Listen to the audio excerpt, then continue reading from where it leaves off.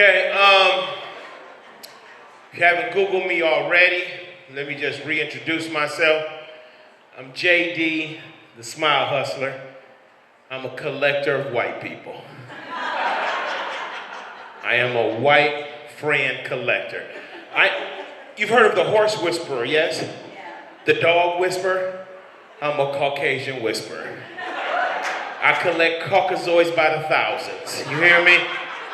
I come here just to replenish. Grand Rapids is one of my hunting zones. It is. I smelled you when I came in like, oh boy, harvest is ripe tonight.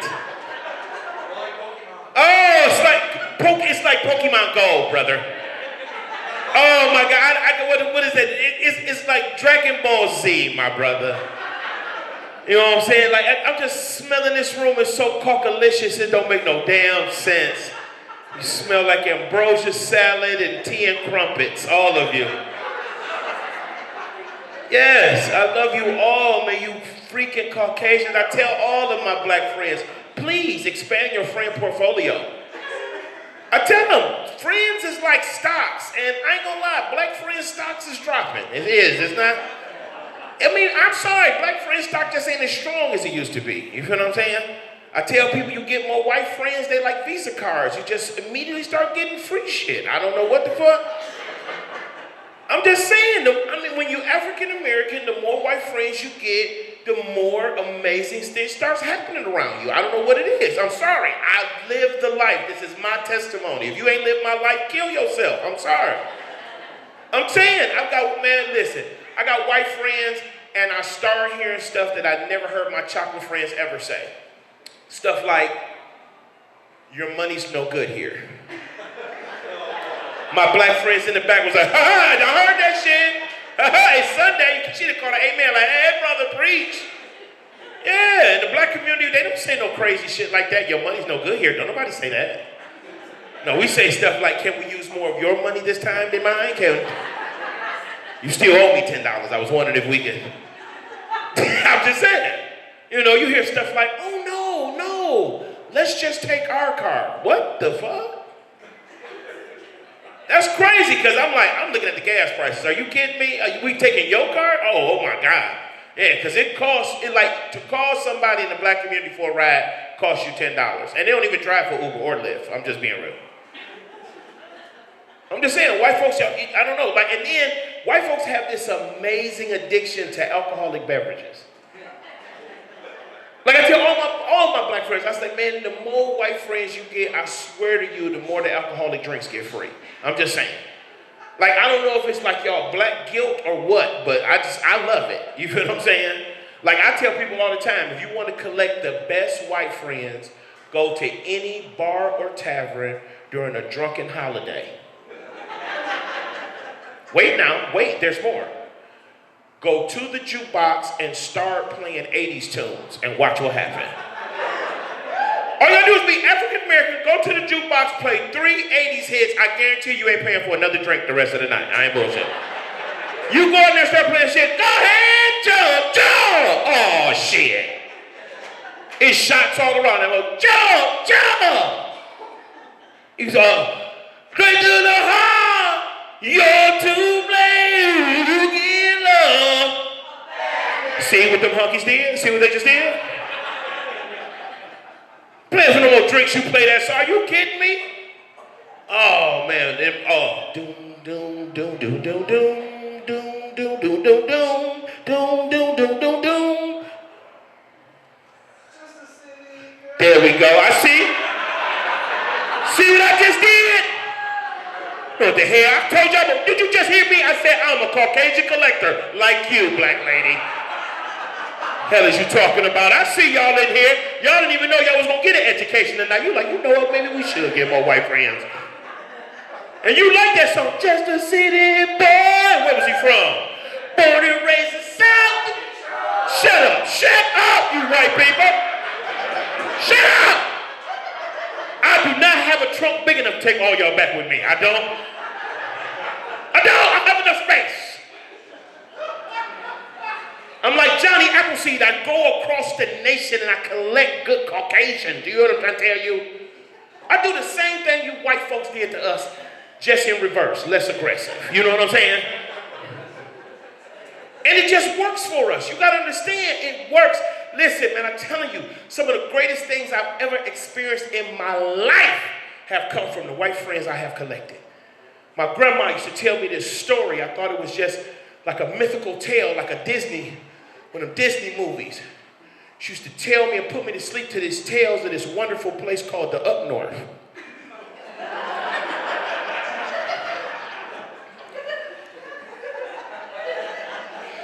I didn't think this place existed. Thinking it's a Disney movie. This is a fairy tale. My grandmother reads the Bible. This is some Jesus stuff. You know what I'm saying? No, I got me some white friends. This place exists. Up north is Shangri-La. Matter of fact, you know, Grand Rapids, you are the up north. Up north, you can do whatever you want. Nobody says anything to you. You can do whatever the hell you want to do up north. No one cares. You can hike, you can ski-doo, you can eat outside, you can jog naked. No one cares. Everyone's living their best life. Matter of fact, it's the only place in the world where there are police that ain't police. The police up north just got the uniform on. They really just tour guides. That's all they there for. They just there to tell you what shit at. No, the general store's down there.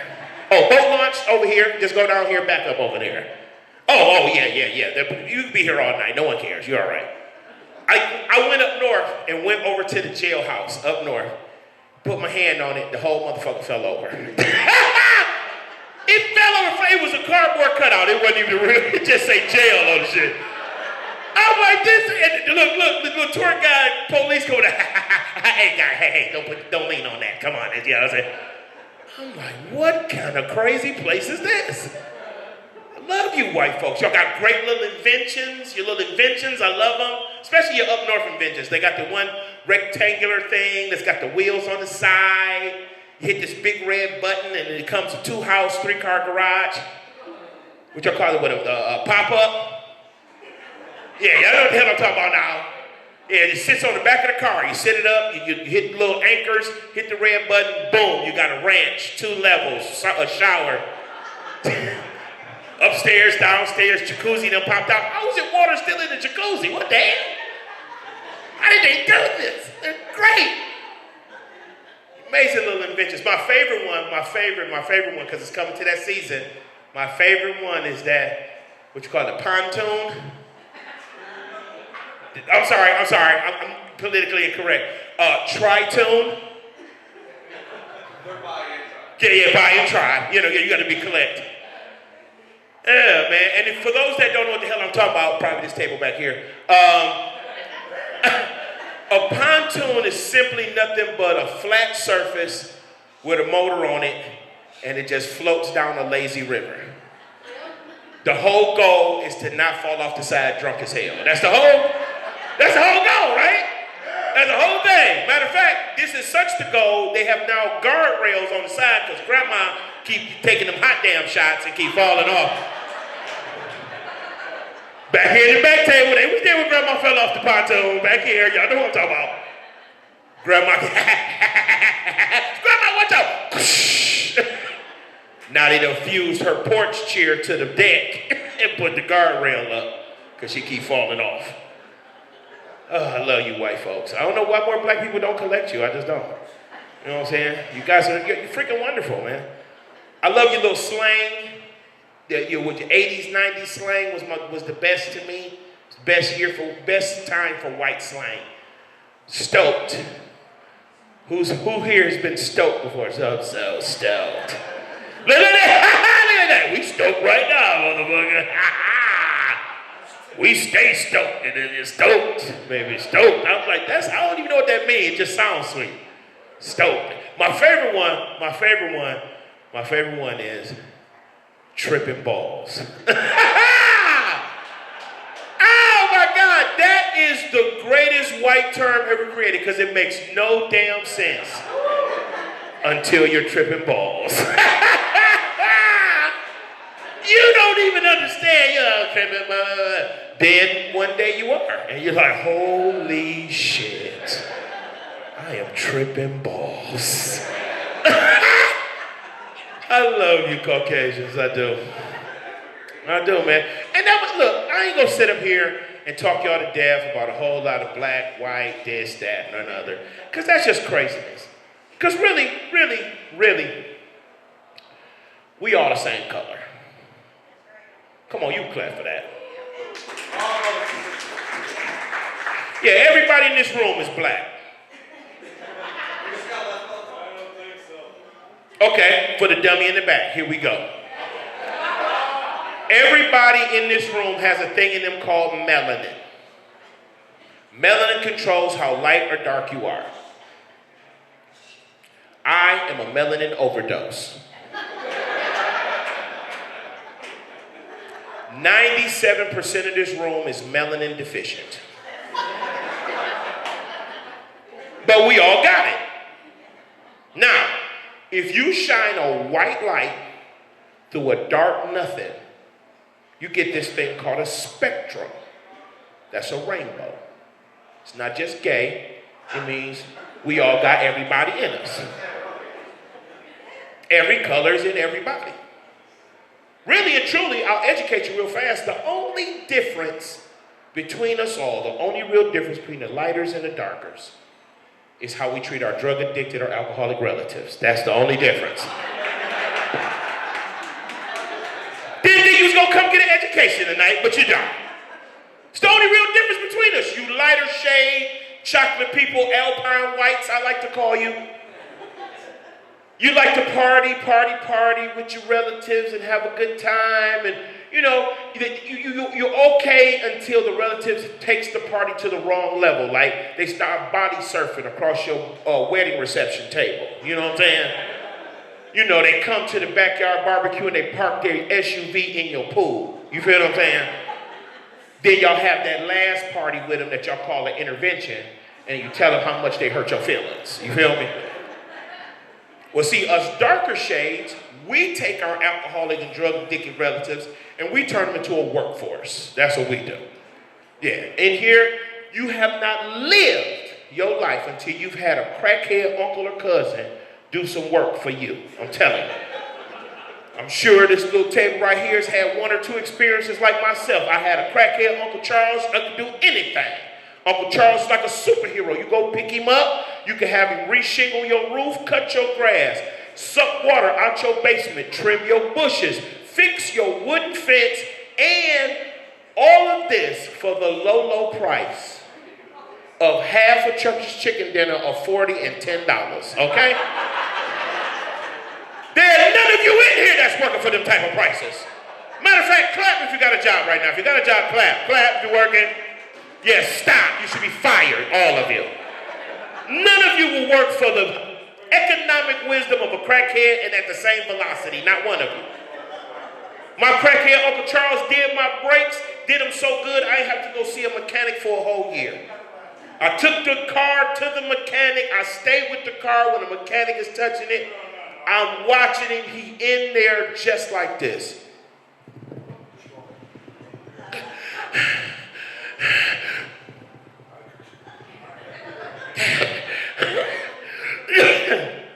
Hey man, who did your car last time? Who did the brakes on him?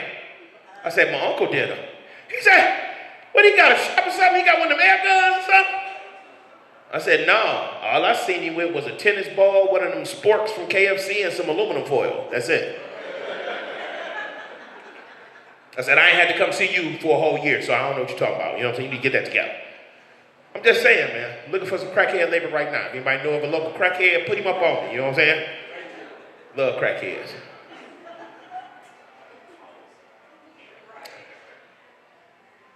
At this moment, I want you to understand something. Where we living in ain't the world we grew up in, some of us. And the only way we get the world back to where we're going, we got to get the love back in the game. Whole point of me coming up here and doing all this little rendition and, songing and dancing, because we got to be in this together. Everybody done went through a lot over the last 3 years, and we done realized, man, we all we got. We back outside now. Let's get the love back in the game. Amen? Hold on. And if not for yourself, please, ladies and gentlemen, Let's do it for the kids. They retarded.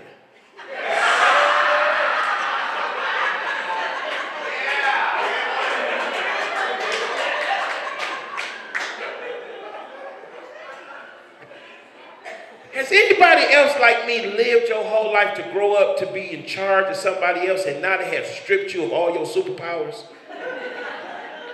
How in the world can I raise these retarded children that you are protecting with that 1-800 number? And I have no weapons, none whatsoever. All I ask, please, I have a new millage that I'm putting on it in the next voting cycle. The new millage is, let us choke them.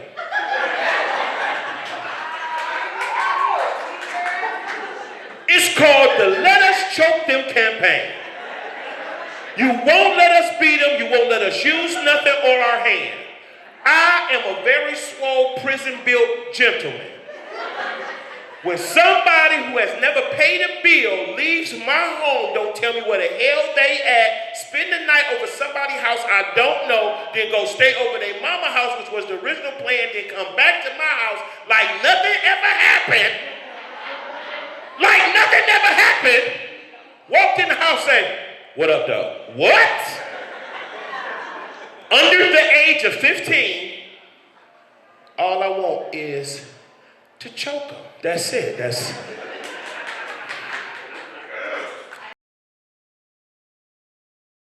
So one day I'm eating at Baker Square with some friends. We're eating some lunch, not my choice.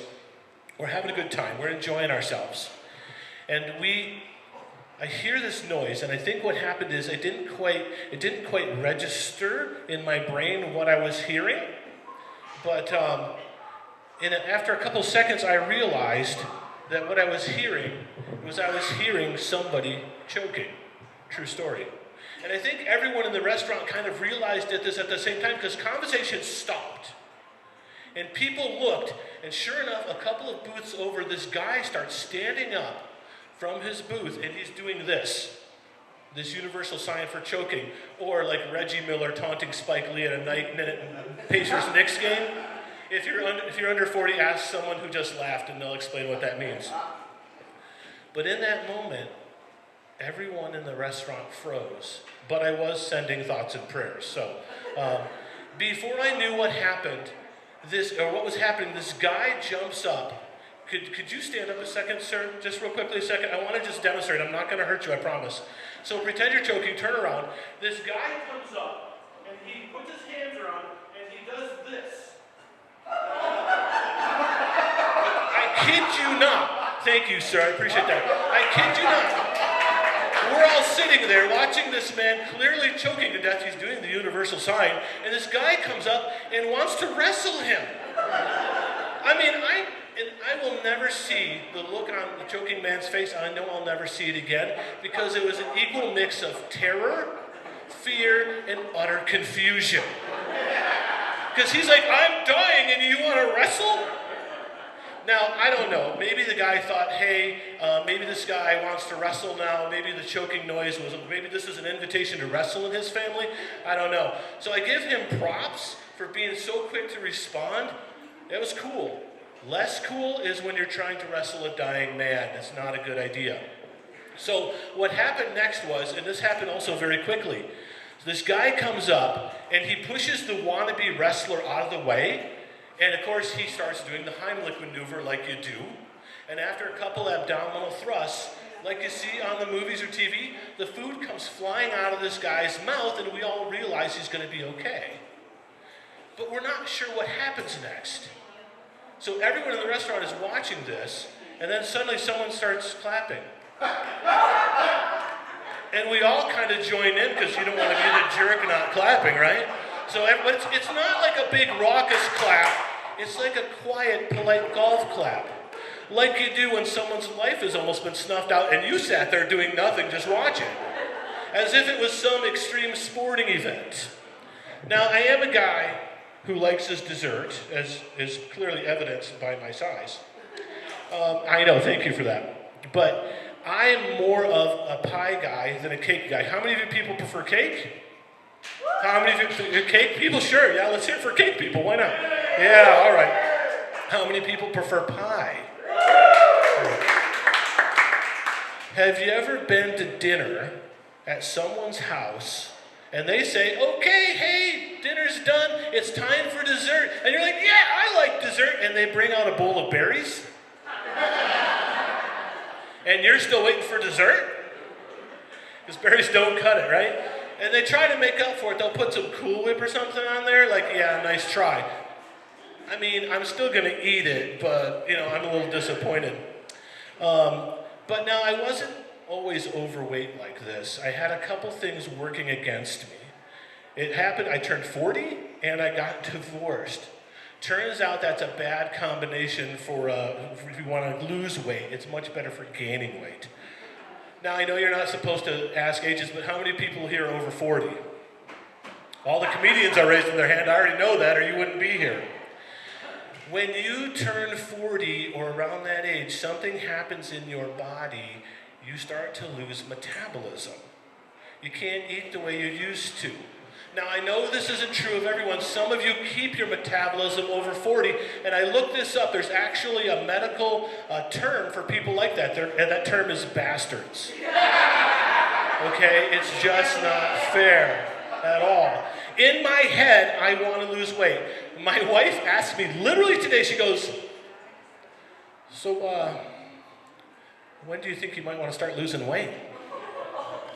And I'm like, it's fair because we talk about this. And I'm like, I want to in my head. But then Tuesday night rolls around about 9:30 at night, and we've got ice cream in the freezer. And that ice cream's not going to eat itself. And suddenly, I'm not nearly as concerned about losing weight. Can I get an amen? That's right. My name's Dave Teasma. Thank you so much for coming out tonight.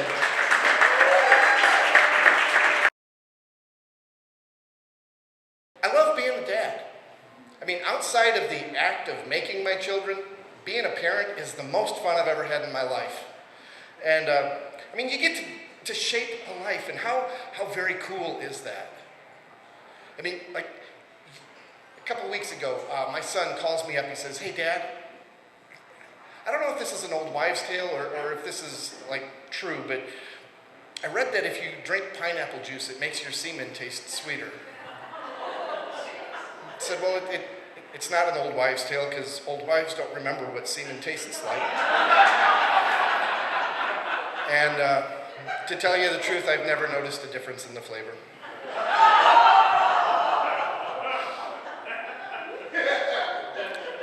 He had that same reaction.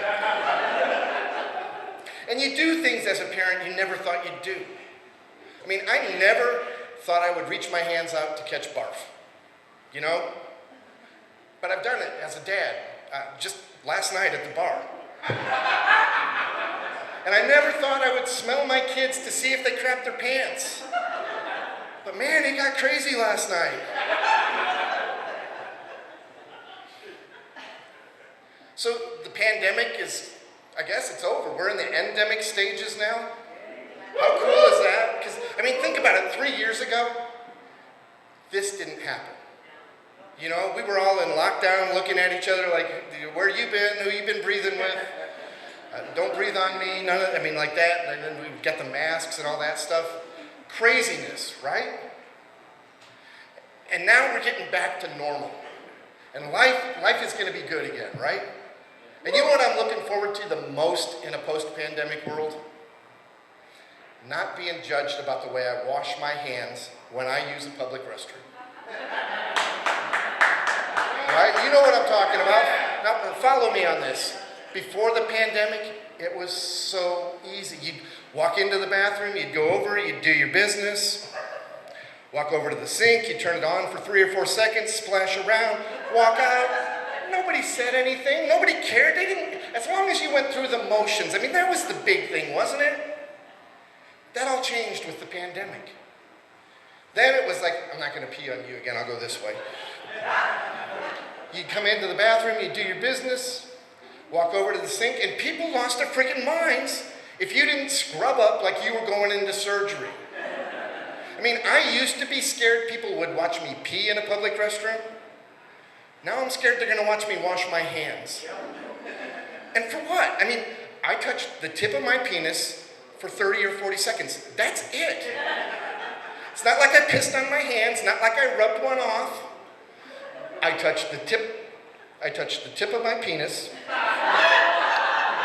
for 30 or 40 seconds.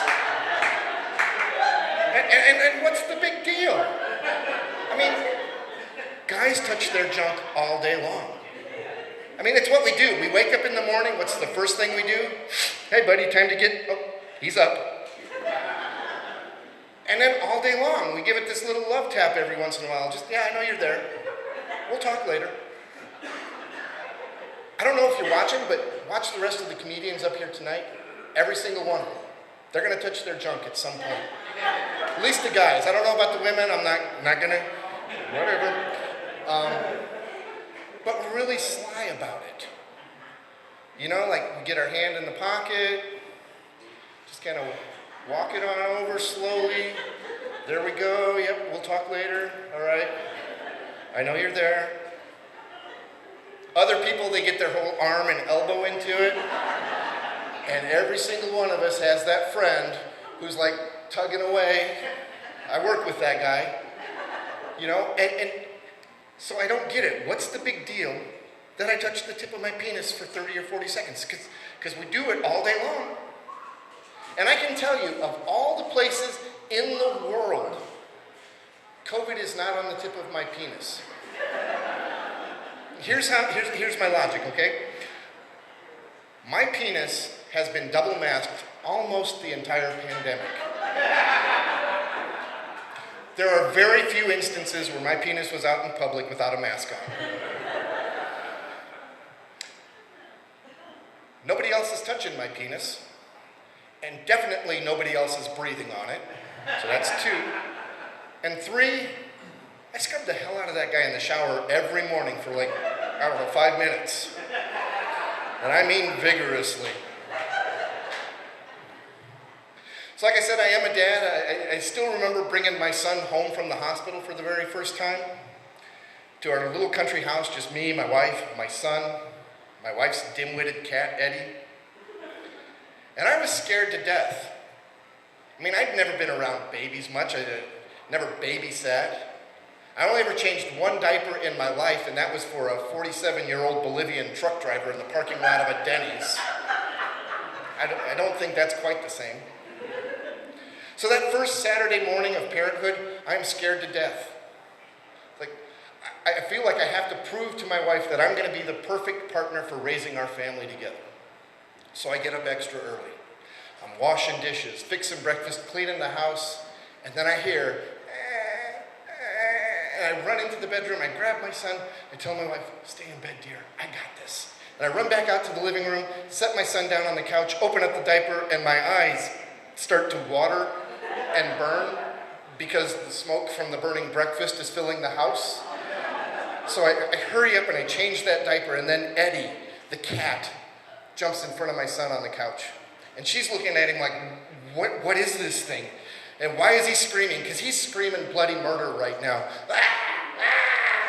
It's like, okay, how do we shut this thing off? Where's no off button? I don't know. Eddie's looking at me. I'm looking at the cat.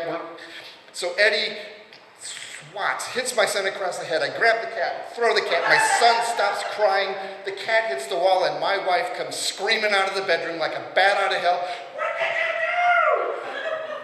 Because this is what she'd heard. She heard, thud. And I had to quickly assess the situation. The cat is playing dead on the floor. My son is screaming bloody murder. The house is filling with smoke, and my wife is staring me in the face, demanding to know what I did. I said the first words that came into my mind. Fuck, I don't know. Thanks, folks. That's my time. I'm Rich Troy.